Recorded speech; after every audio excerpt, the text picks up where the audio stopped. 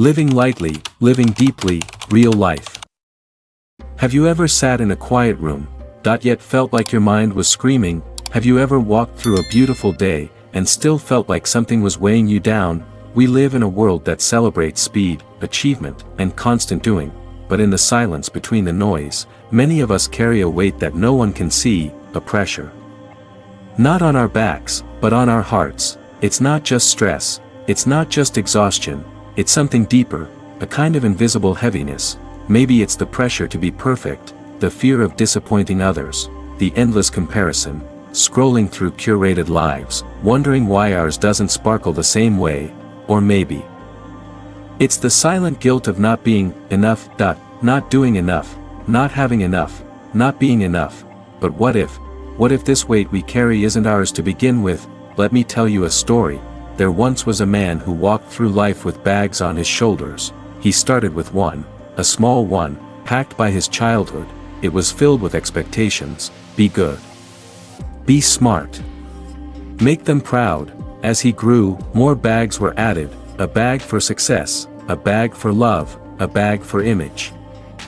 Each one filled with hopes, dreams, and fear. He carried them all, because he believed he had to, but the bags got heavier, and one day, he collapsed, not physically, but emotionally, spiritually. He looked around and asked, why do I feel so heavy when I've done everything right? That man could be any of us. We carry the weight of 1,000 shoulds. I should be more successful by now.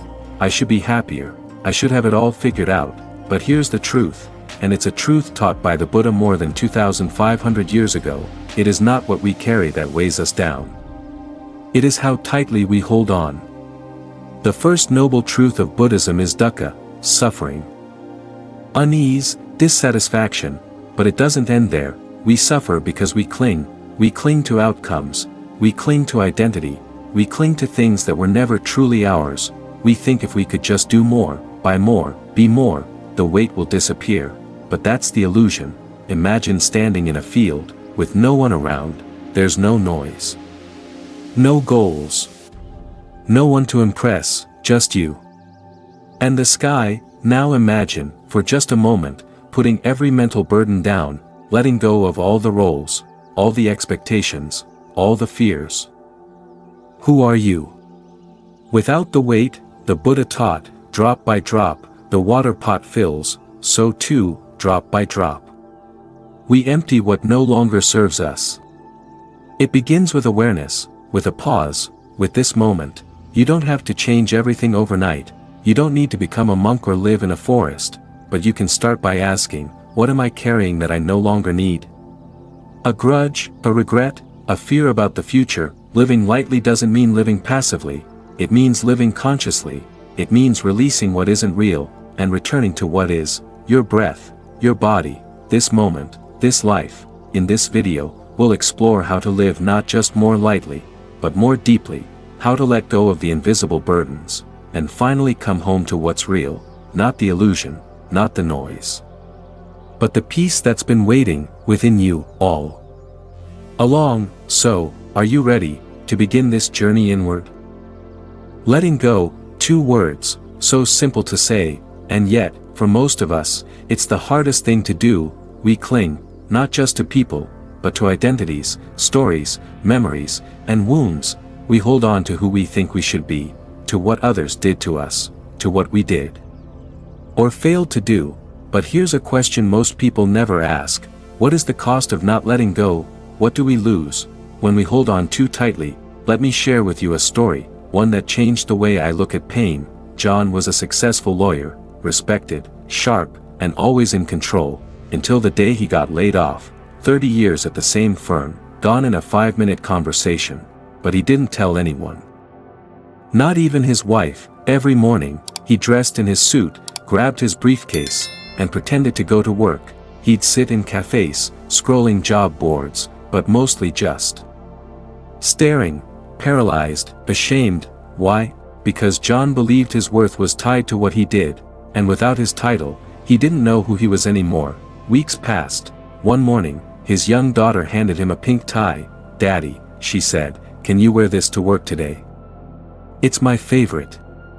He took it, smiled, nodded, but that day, as he looked at himself in the mirror, in that sharp suit, with that silly pink tie, something broke. He realized he had become a prisoner, not of his company, not of the economy, but of his own attachment. He wasn't grieving the job, he was grieving the identity. We all have a pink tie moment, the moment when the image we've clung to no longer fits, and in that moment, we have two choices: cling tighter, or let go. The Buddha taught, with our thoughts, we make the world, but with our attachments, we create our suffering. We think letting go means losing, but in reality, letting go is how we set ourselves free. We can't pour tea into a full cup, and we can't receive peace, if our hearts are overflowing with past pain. Let's take a deeper look. What are we holding on to? That heartbreak from 5 years ago, the betrayal that still burns, the guilt that whispers every time we close our eyes. We carry stories like scars. We replay scenes like old movies. And somehow, we believe that by holding on, we're honoring the hurt, but true healing doesn't come from holding pain, it comes from seeing it clearly and letting it pass through. Just like clouds in the sky, they do not stay, neither will your grief, unless you make a home for it. So, how do we let go? Not by force, but by presence, by becoming deeply, honestly aware of what we're holding. Here's a simple practice: sit quietly, breathe slowly, ask yourself, what is weighing on my heart right now? And then, without judgment, name it. I'm holding fear. I'm holding anger. I'm holding shame. And as you exhale, imagine placing that weight on the earth. Let it rest, let it go. The earth can hold what you no longer need to carry. You are not weak for releasing the past, you are not selfish for choosing peace. And you are not broken because you're ready to move on. You are healing, and healing is not forgetting. Healing is remembering without being controlled. Thich Nhat Hanh once said, people have a hard time letting go of their suffering. Out of a fear of the unknown, they prefer suffering that is familiar. But freedom lies in the unknown, in the space we create when we stop gripping the rope of the past, when we stop pulling, and instead, open our hands. Letting go doesn't happen overnight, it happens moment by moment. Every breath is a chance to release, every sunrise, an invitation to begin again. So today, may you have the courage to set down one burden, even just one, and trust that what remains is more than enough. We live in the age of more choices, more information, more stimulation, more stuff, yet somehow, we feel less alive, less time, less peace, less clarity, less joy. So here's a question that may sound radical in today's world: what if less is not lacking? What if less is liberation? In the monastery, each monk is given a simple wooden bowl. That bowl is for everything: eating, serving, sharing. No fancy plates, no options, just one bowl, one meal, one moment. It's not because monks can't afford more, it's because they've realized something we often forget: too much clutters the mind, simplicity sharpens the soul. We don't just hoard physical things, we hoard digital tabs, mental to-do lists, emotional noise. Our closets are full, our calendars are packed, but our hearts feel strangely empty. We chase comfort, but end up buried in complexity. We scroll for inspiration, but get lost in comparison. We think more equals meaning, but the Buddha teaches us, contentment is the greatest wealth. And simplicity, true simplicity, is not poverty, it is power. Let me tell you about Kevin. He had it all: a 6-figure job, a condo with floor-to-ceiling windows, 3 credit cards and 5 streaming services. Life looked good on the outside, but inside, Kevin was drowning. He never had time to read, never had energy to meditate, never had space to just breathe. Then one day, he got a call. His mother, gone, sudden, unexpected. Everything stopped. Kevin flew back to his childhood home. The old wooden house smelled of tea and paper. While cleaning the attic, he found a box labeled Kevin's Treasures. Inside were crayons, a broken yo-yo, and a photo of him holding his mom's hand. He cried, not just for the loss, but for how far he had drifted. That night, he did something radical. He deleted his social media, donated 80% of his wardrobe, cancelled half his subscriptions. He started walking instead of driving, cooking instead of ordering, reading instead of scrolling, and for the first time in years, he felt alive. Simplicity is not about deprivation. It's about intention. It's not having nothing. It's having only what matters. In Zen, there's a saying, when the cup is empty, it is ready to be filled. Simplicity empties us of distraction, so we can be filled with meaning. It removes the noise, so we can hear the whisper of life. You don't need to become a monk to live simply. You can start by asking, what's one item I can let go of today? What's one habit that clutters my peace? What's one moment I can fully enter, without distraction? Because every item we own, every thought we repeat, every commitment we make, takes up space in our life, and when there's no space, there's no presence. Here's the truth. You don't need more to be more, you just need less of what doesn't serve you, and more of what sets your soul on fire. Fewer possessions, deeper connections, less scrolling, more silence, less performing, more being. Simplicity is not a trend, it's a return to what is essential, to what is sacred, to what is real. So ask yourself, what can I let go of today, so I can hold life more gently and more fully? In the art of simplicity, we don't lose richness, we uncover it. We live surrounded by noise, not just sound, but the noise of endless opinions, shallow conversations, digital notifications, urgent distractions. Noise fills our days, steals our nights, and slowly, we forget how to hear ourselves. But life, real life, doesn't happen in the noise. It happens in the gaps between the noise. It happens in silence, in stillness, in the space where depth is born. Think of a lake. On the surface, it ripples and dances with every breeze. Leaves fall, raindrops stir, waves shift with passing winds. But at the bottom of the lake, it is still, unmoved, clear. Most people live on the surface, reactive, busy, pulled in all directions, rarely asking, is this who I want to be? Depth requires something rare today, presence. To go deeper, we must pause, we must feel, we must listen. There once was a young monk who had trouble meditating. Each morning, he sat under the Bodhi tree, but his thoughts raced. Memories, desires, worries, plans. So one day, he confessed to the master, I try to sit, but all I hear is noise in my head. The master smiled, handed him a small radio, and said, turn it on. The monk did. Static. Music. Commercials. Then the master said, now. Turn it off. Silence. This, he said, is your mind. You've been living with the radio on all your life. Meditation isn't fighting the noise, it's turning the dial, and realizing you have the power to switch it off. We think peace will come after we fix everything, but peace is not a result, it's a practice. The Buddha never promised a life without storms, he taught us how to find calm in the storm. Depth is not about escaping the world, it's about entering it more fully, with a quieter mind, a more open heart, a deeper presence. We are drowning in information, but starving for wisdom. We know what's trending, but not what's true. We scroll past 100 faces a day, but rarely look into the eyes of the one we love. Depth means asking better questions. What brings me truly alive? What moments make me feel whole? What would I do if no one was watching? Because the real you, the one untouched by noise, is not hiding, it's waiting. In the quiet, in the depth, in the now. So how do we live with depth?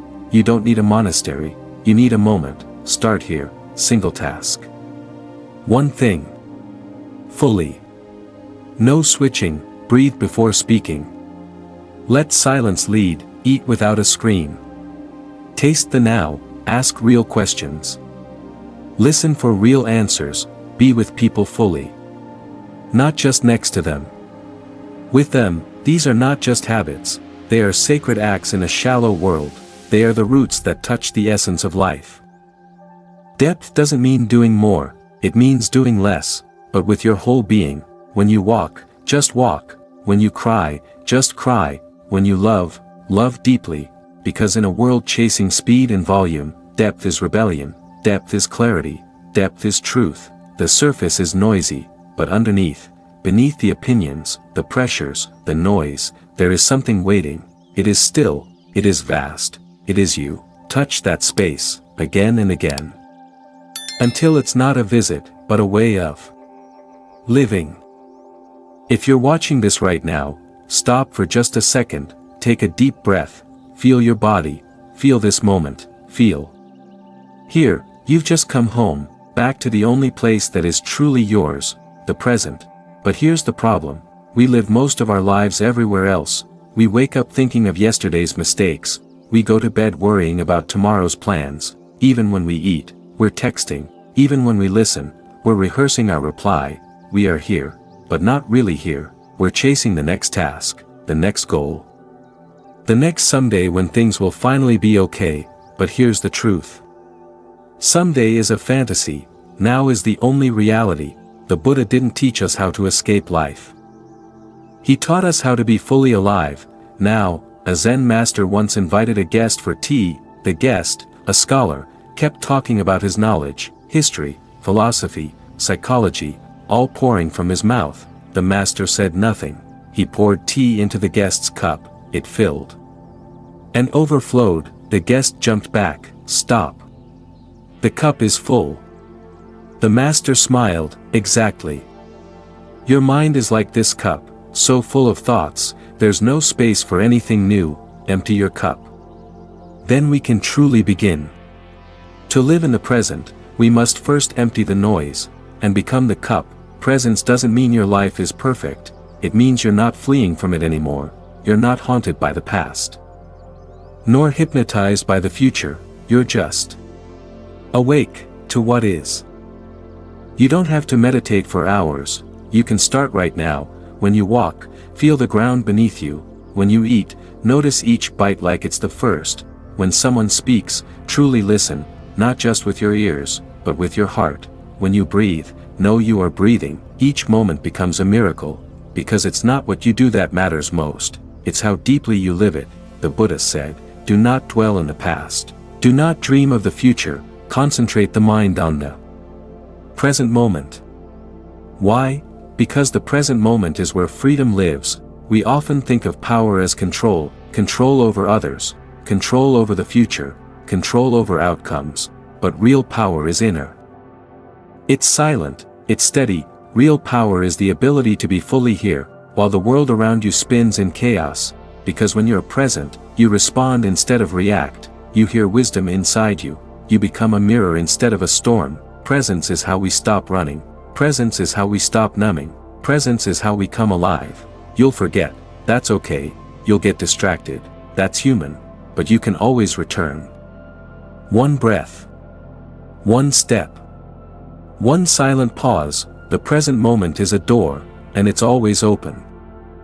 So today, ask yourself, am I truly here right now, or am I just passing through life with my eyes closed? If the answer is no, don't judge yourself, just breathe, just come back, because presence isn't something we find, it's something we remember, and in that remembrance, there is peace, there is power, there is you. We live in a world that praises busyness, we chase success, speed, more, always more, but in that pursuit, we can forget something essential. The essence of life is not found in doing more, it is found in living more deeply. Life is not a to-do list, it's a series of moments, moments that hold meaning.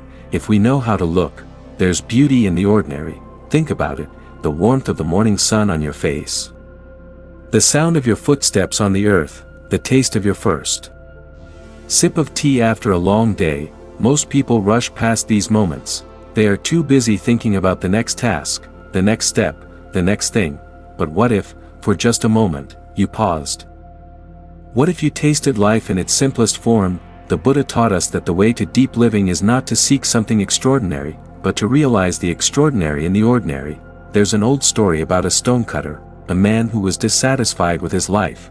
He dreamed of being more, stronger, richer, more powerful. One day, he saw a king's palace, and wished he could be a king. A voice spoke to him, and just like that, he was the king.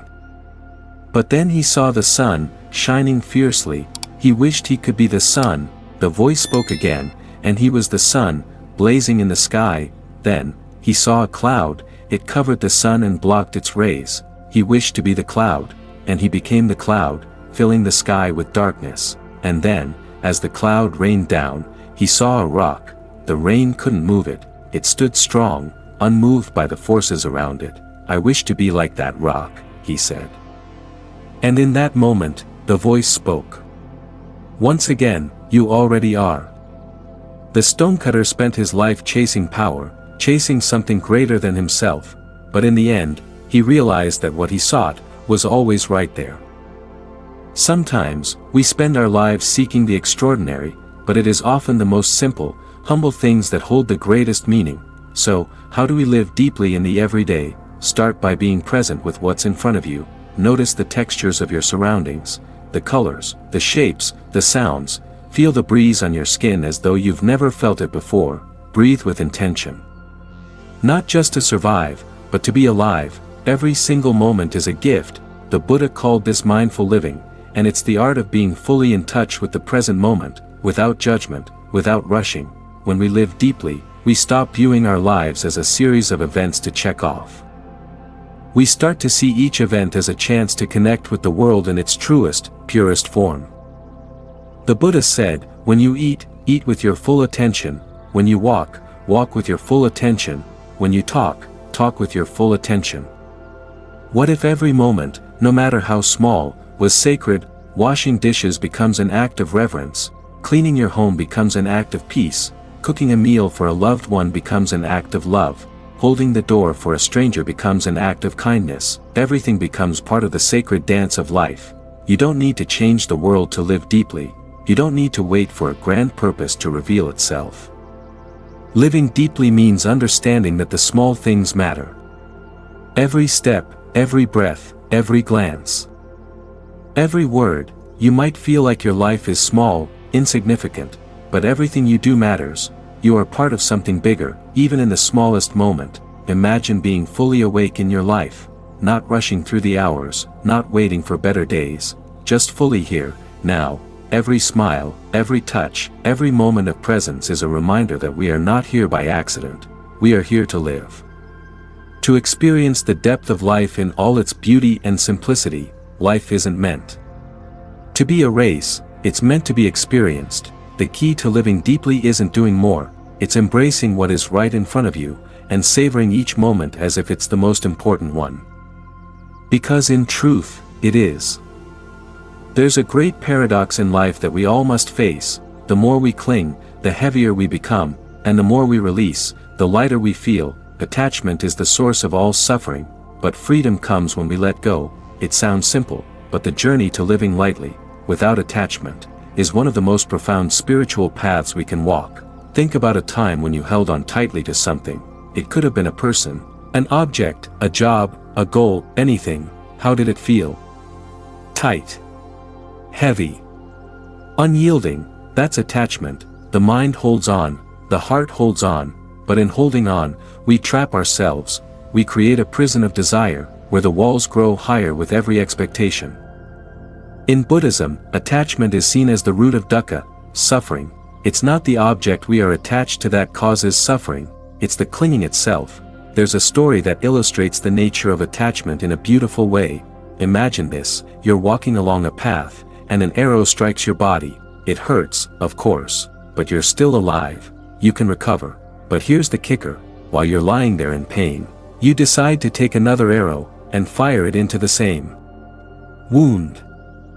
This second arrow, that's attachment. The first arrow is the inevitable pain that life brings us. The second arrow is the suffering we create by resisting, by clinging to our pain, by holding on to what we cannot change. What if we could stop shooting that second arrow? What if we could simply experience the pain, and let it pass without clinging to it?